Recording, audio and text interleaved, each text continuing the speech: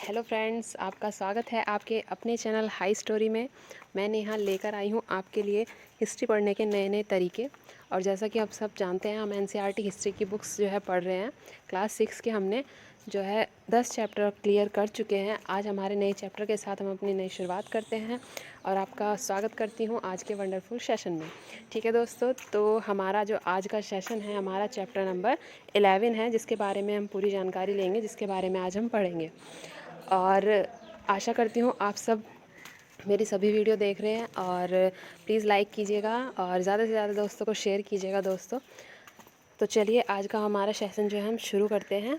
हमारा पार्ट का जो नाम है वो है नए साम्राज्य और राज्य।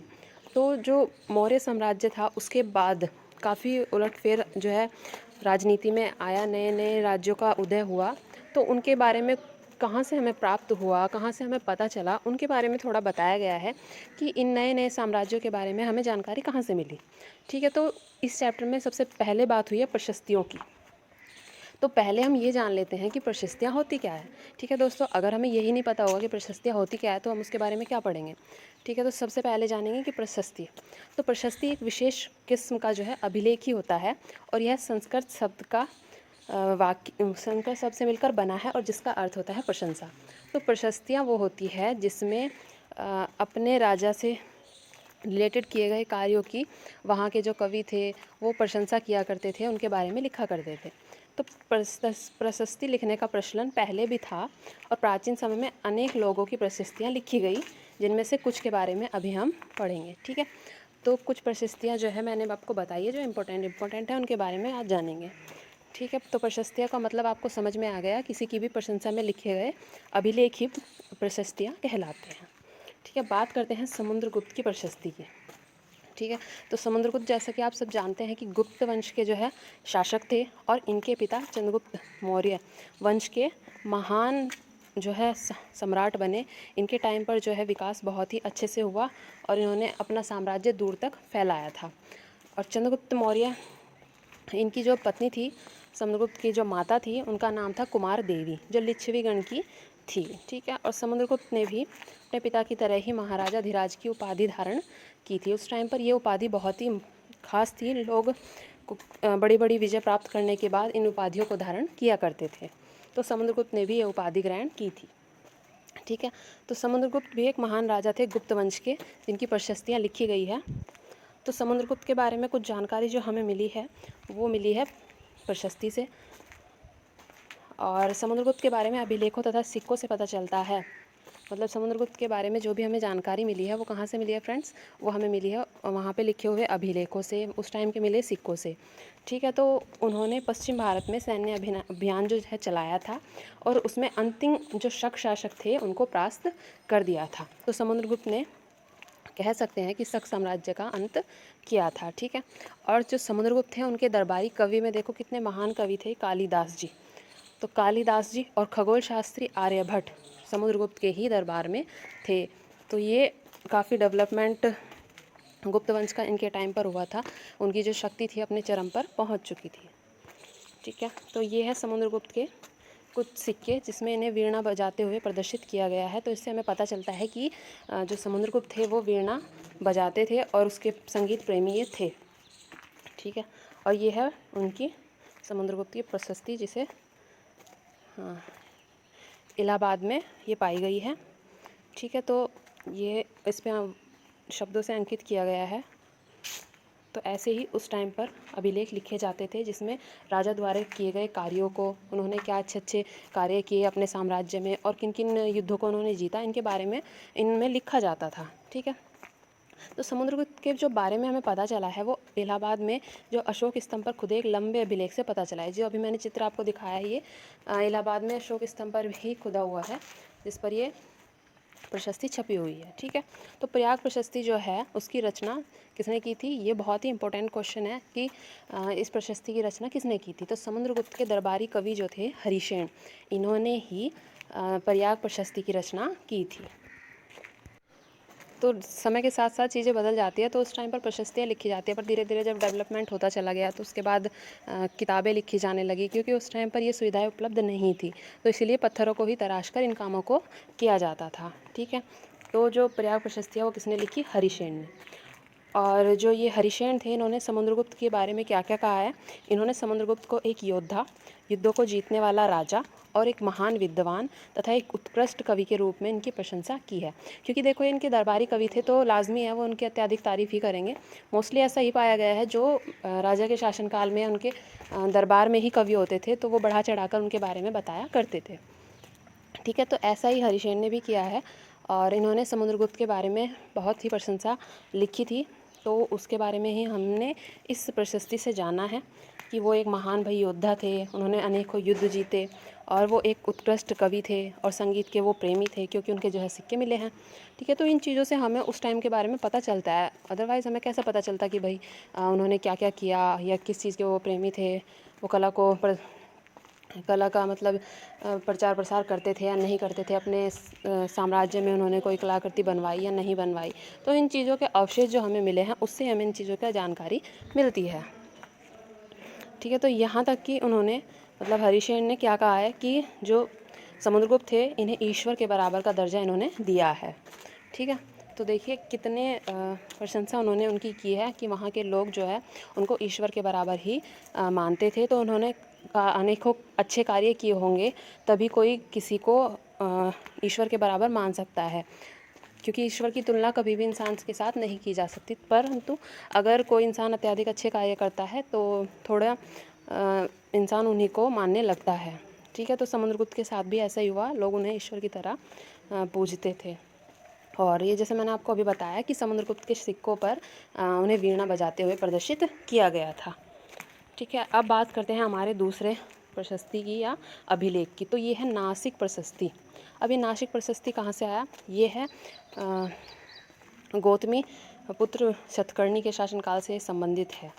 ठीक है, ये शक शासक थे गौतमी पुत्र शतकर्णी। इनके टाइम की एक ख़ास बात है कि इन्होंने ये पहले ऐसे शासक हुए जिन्होंने अपनी माता का नाम अपने नाम के साथ जोड़कर ही अपना नाम लिखा। अब देखो, ये लिखा है कि गौतमी पुत्र शतकर्णी, मतलब उनका जो नाम था वो था शतकर्णी, लेकिन उनकी जो माता थी उनको उनका जो नाम था वो था गौतमी। ठीक है, तो उन्होंने अपनी माताओं को कितना सम्मान दिया। और उन्हीं की माता ने, शतकर्णी जी की माता जो थी गौतमी बलश्री, उन्होंने ही ये अभिलेख या प्रशस्ति खुदवाई थी, लिखवाई थी। इसमें उन्होंने अपने पुत्र की प्रशंसा की है। तो उनके शासनकाल में जो जो चीज़ें हुई अच्छी, उनके बारे में कौन कौन से उन्होंने युद्ध किए, तो इन सब के बारे में हमें नासिक अभिलेख से पता चल जाता है। और चलिए अब हम बात करते हैं कुछ मानचित्र में कुछ राजाओं के बारे में दिया गया है। और यह मानचित्र इस प्रशस्ति में प्राप्त जानकारी के आधार पर बनाया गया था। और हरिसेन ने 4 विभिन्न प्रकार के राजाओं और उनके प्रति समुद्रगुप्त का जो वर्णन है उसको प्रदर्शित किया है कि किन किन राजाओं के साथ क्या क्या व्यवहार जो है समुद्रगुप्त ने किया था। तो उनको 4 अलग अलग कलर वाइज मैप में हम प्रदर्शित करेंगे। ठीक है, बात करते हैं सबसे, ये देखो नासिक अभिलेख का ये चित्र मैंने लिया है। तो ऐसे अंकित कराए जाते थे उनके बारे में। हम ये भाषा जो है हम नहीं समझ सकते, लेकिन जिन्होंने इनके बारे में पढ़ा, इन भाषाओं का ज्ञान किया, उन्होंने इन सब बातों का वर्णन हमारी भाषाओं में करके सभी को इनके बारे में जानकारी मिली है। ठीक है, अब बात करते हैं मानचित्र में दिए गए रंगों के हिसाब से राजाओं को जो हमने डिवाइड किया है उसके बारे में हम पढ़ेंगे। तो नंबर 1 पर आता है मानचित्र में हरे रंग का क्षेत्र आर्यवर्त के शासकों का है।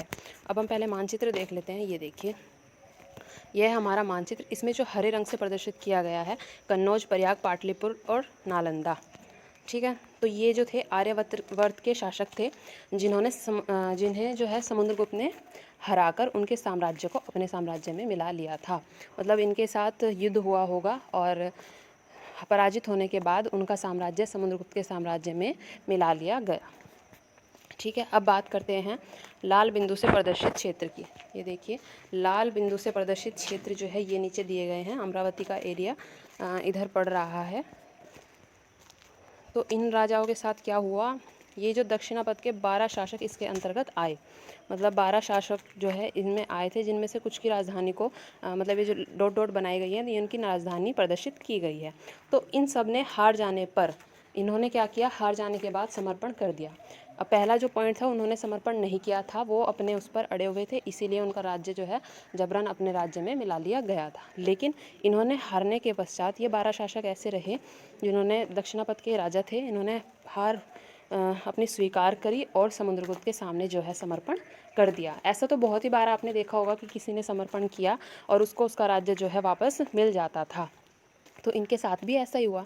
समुद्रगुप्त को इन्होंने समर्पण किया तो समुद्रगुप्त ने अपनी दया दिखाते हुए इन्हें इनका शासन जो है वापस कर दिया और इन्हें कहा गया कि आप अपने राज्य को खुद संभालिए, बस कुछ जो है हमारे नियम होंगे जो आपको मानने पड़ेंगे। ठीक है, अब बात करते हैं पॉइंट नंबर 3 की। पॉइंट नंबर जो 3 है उसमें आंतरिक घेरा बैंगनी रंग से दिखाया गया है। चलिए पहले हम मानचित्र देख लेते हैं। तो ये बैंगनी रंग से जो प्रदर्शित किया गया है, इसमें पड़ रहा है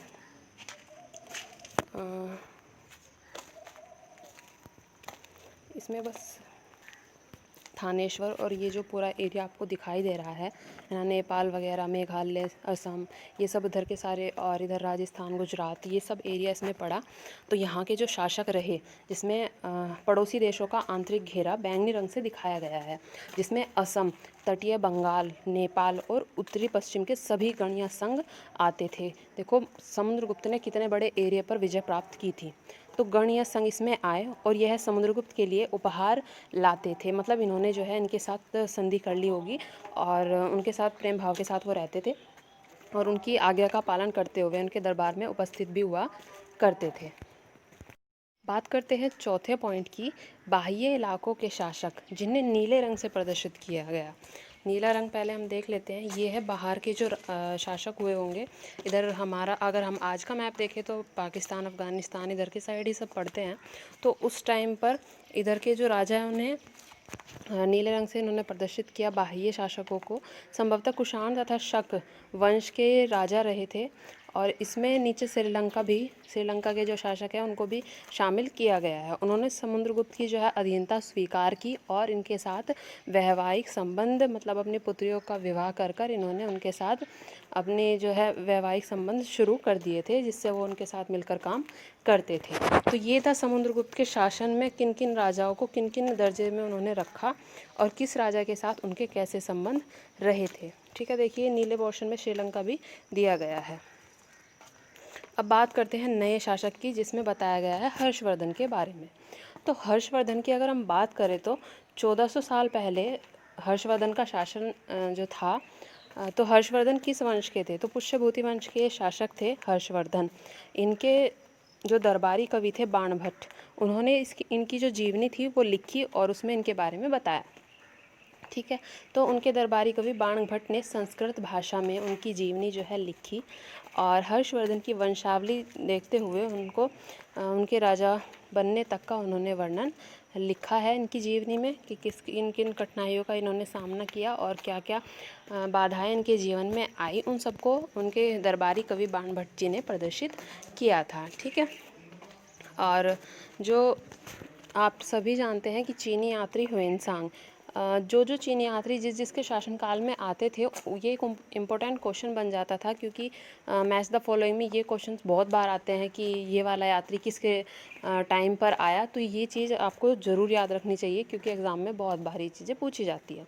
तो चीनी यात्री जो ह्वेनसांग थे वो हर्षवर्धन के दरबार में ही आए थे। ठीक है, अब बात कर लेते हैं थोड़ा हर्षवर्धन के परिवार के बारे में। तो हर्षवर्धन जी जो थे, उनके पिता का नाम प्रभाकर वर्धन था और इनकी एक बहन थी राज्यश्री और भाई राज्यवर्धन। तो ये 2 भाई और 1 बहन थे। इनकी बहन का जो विवाह हुआ था वो कन्नौज के शासक के साथ कर दिया गया था। तो इनकी बहन एक कन्नौज के शासक के साथ वहाँ की महारानी बन चुकी थी, परंतु फिर क्या हुआ, समय बदला और बंगाल के शासक ने इनका जो बहनोई था, मतलब इनकी बहन के पति जो थे, उनकी हत्या कर दी।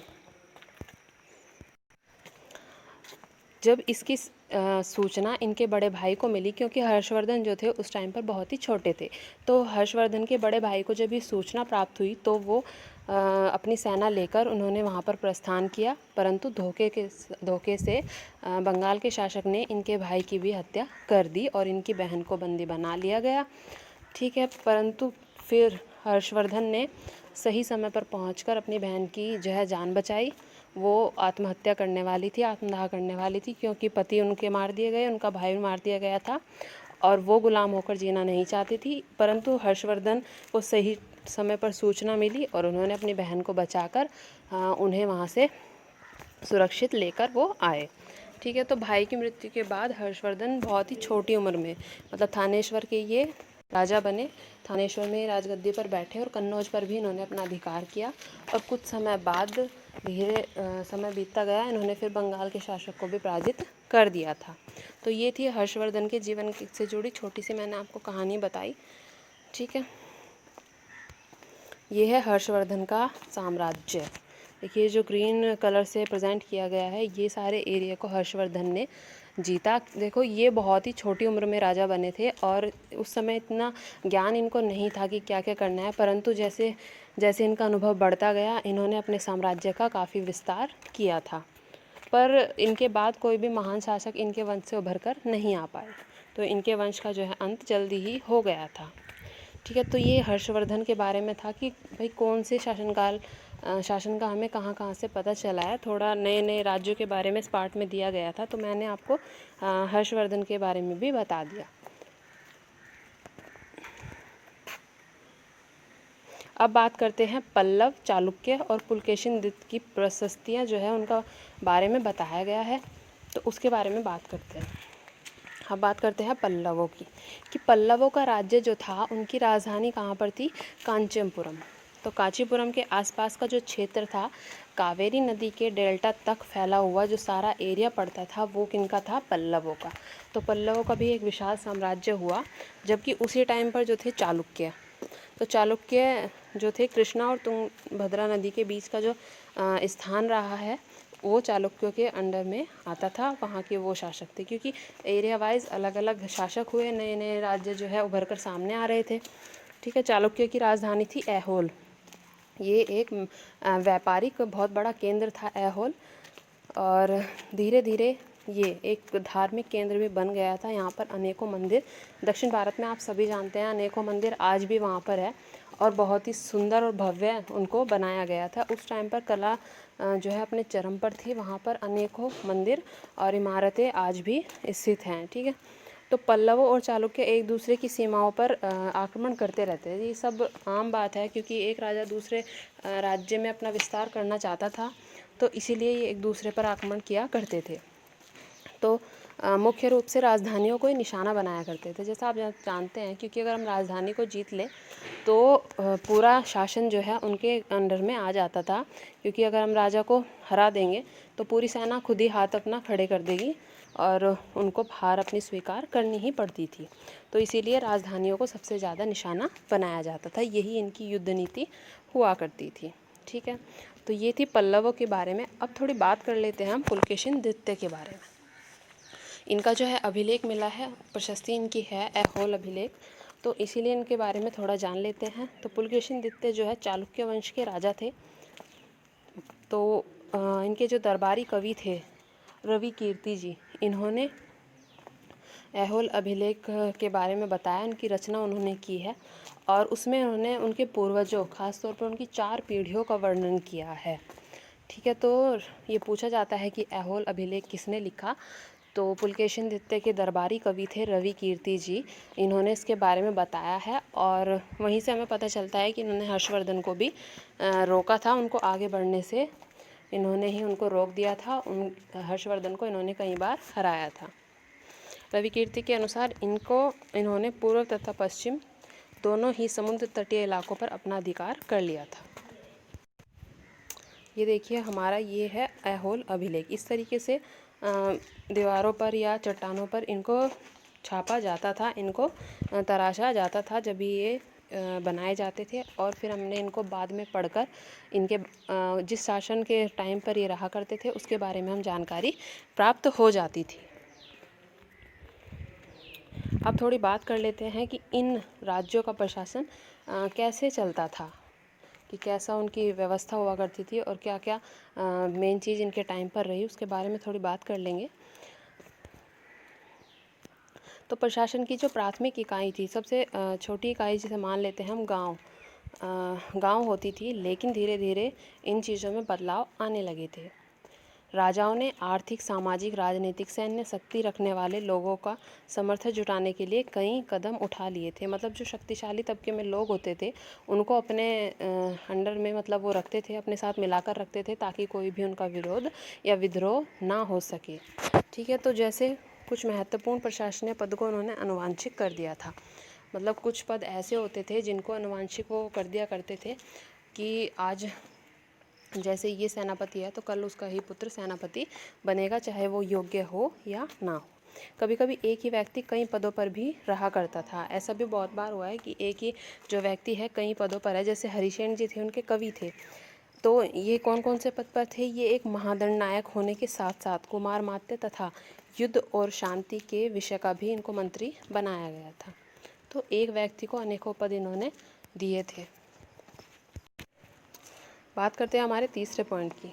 संभवतः वहाँ की जो स्थानीय प्रशासन में व्यक्ति थे उन्हीं का ज़्यादा बोलबाला था। मतलब जो वो कह दिया करते थे, राजा उन्हीं की बातों को मान लिया करते थे। इनमें से जो वे लोग थे उनमें नगर श्रेष्ठी यानी जो मुख्य बैंकर या शहर के व्यापारी हुआ करते थे, और व्यापारियों के काफ़िले का नेता जो था उसकी भी राजा जो है बहुत ज़्यादा सुनते थे।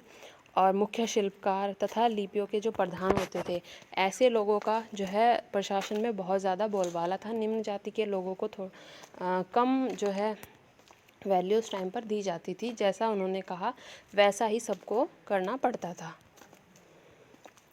अब शासन व्यवस्था हमने देखी तो थोड़ा बात कर लेते हैं कि एक नए प्रकार की उन्होंने सेना किस प्रकार रखी, उसके बारे में थोड़ी बात कर लेते हैं कि सेना की व्यवस्था कैसी थी। तो कुछ राजा अभी भी पुराने राजाओं की तरह ही सुसंगठित सेना रखते थे। मतलब जैसे पुराने राजा रखते थे जिनमें हाथी, रथ, घुड़सवार और पैदल सिपाही होते थे। पर इनके साथ साथ कुछ सेना नायक भी इन सेनाओं के साथ में रखे जाते थे, क्योंकि जो आपत्ति पड़ने पर राजा को सैनिक सहायता दिया करते थे। क्योंकि बहुत बार ऐसा होता था कि सेना को चारों तरफ से घेर लिया जाता है, तो ये सेना नायक उनकी आकर मदद किया करते थे। तो इन सेना नायक का परंतु कोई भी नियमित इनको वेतन नहीं दिया जाता था। इनका जो वेतन होता था, इनको भूमि दान की जाती थी। मतलब इनको वैसे वेतन ना देकर इनको भूमि दे दी जाती थी कि भाई ये भूमि है तुम्हारी और तुम इस पर कृषि करो या कुछ भी तुम करा सकते हो, ये भूमि आज से तुम्हारी है। तो इसी भूमि से ये लोग कर वसूलते थे और जिससे ये अपनी सेना तथा घोड़ों की देखभाल कर लिया करते थे।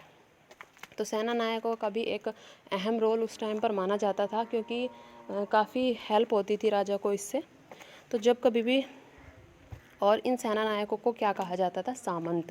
ये चीज़ भी पूछ लेते हैं कई बार कि सामंत क्या होते हैं। तो हम बता सकते हैं कि सेना नायक जो है सामंत होते हैं, या राजा की मदद करने वाले सेना नायक ही सामंत कहलाते हैं। जब कभी शासन दुर्बल पड़ता था, मतलब बहुत बार आप सबने भी देखा होगा कि यही सेना नायक या मंत्री विद्रोह करके, जब राजा या तो नहीं होते थे राज्य में या कहीं वो चले गए होते थे या उनका स्वास्थ्य खराब हो जाता था, तो यही विद्रोह करके उनको मारकर राजा बन जाया करते थे। तो इस टाइम पर भी यही होता था, जब कभी भी शासन दुर्बल पड़ता था तो ये सामंत जो थे स्वतंत्र होने के लिए प्रयास करते थे, पूरी ये कोशिश करते थे। तो उस टाइम पर भी लोग दगा जो था किया करते थे, क्योंकि सभी का ही होता है, सब चाहते हैं राजा बनना, तो इसीलिए राजा को बहुत ही सतर्क रहना पड़ता था। तो ये थी दोस्तों हमारी कुछ नए राज्यों और साम्राज्यों से जुड़ी जानकारी। कुछ नए राज्य जो सामने आए उनके बारे में हमने बात की, उनकी शासन व्यवस्था कैसी थी और उनके बारे में हमें कहाँ कहाँ से पता चला, उनके बारे में हमने इस चैप्टर में पढ़ा। तो आशा करती हूँ आपको ये पार्ट जो है समझ में आया होगा। कोई भी आपका अगर डाउट हो इस पार्ट से रिलेटेड तो प्लीज़ आप कमेंट कीजिएगा, मैं आपके कमेंट्स का वेट करती हूँ। और अगर आपको मेरी वीडियो अच्छी लगी है तो प्लीज़ लाइक कीजिएगा और ज़्यादा से ज़्यादा जो है दोस्तों को शेयर कीजिए, ताकि ज़्यादा से ज़्यादा बच्चे इनको पढ़ सके और ज़्यादा जानकारी वो ले सके। और प्लीज़ चैनल को सब्सक्राइब कर लीजिएगा, ताकि मेरी जो भी नई वीडियो डलेगी उसका नोटिफिकेशन आप तक पहुंच सके। आप बेल आइकन जो है दबा सकते हैं। तो थैंक यू सो मच दोस्तों, अपना कीमती टाइम मुझे देने के लिए। और आप सभी का सपोर्ट जो है मेरी हिम्मत बन रहा है, तभी मैं आपके लिए नई नई वीडियो ला रही हूँ। और आगे भी इसी तरह प्लीज़ सपोर्ट कीजिए और इसी तरह लाइक कीजिए, शेयर कीजिए और ज़्यादा से ज़्यादा दोस्तों को जो है आप भेज सकते हैं ताकि ज़्यादा से ज़्यादा लोग इसका फ़ायदा उठा सके। तो चलिए दोस्तों, थैंक यू सो मच अपना कीमती टाइम मुझे देने के लिए। मिलते हैं नई वीडियो के साथ, तब तक के लिए सुरक्षित रहे और सेहतमंद रहे। बाय दोस्तों।